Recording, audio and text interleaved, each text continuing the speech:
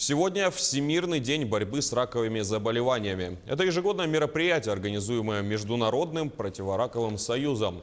Цель этого дня – привлечь внимание людей к глобальной проблеме, напомнить об опасности раковых заболеваний, а также снизить смертность от рака.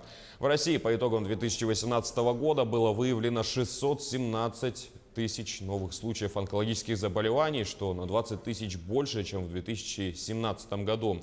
При этом всего на онкологическом учете в нашей стране состоит 3 миллиона 630 тысяч человек.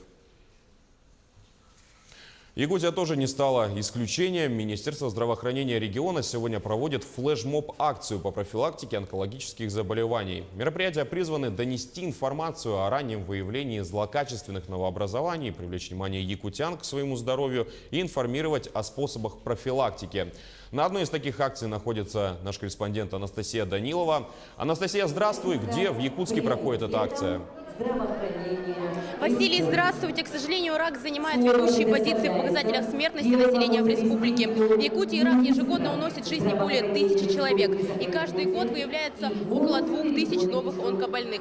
Якутский онкологический диспансер ежегодно приглашает население города Якутска в здание Сахатеатра на акцию по профилактике рака. Мероприятие происходит с целью ранней диагностики онкологических заболеваний, повышения осведомленности о раке, привлечения внимания к предотвращению, выявлению и лечению этого заболевания. Василий?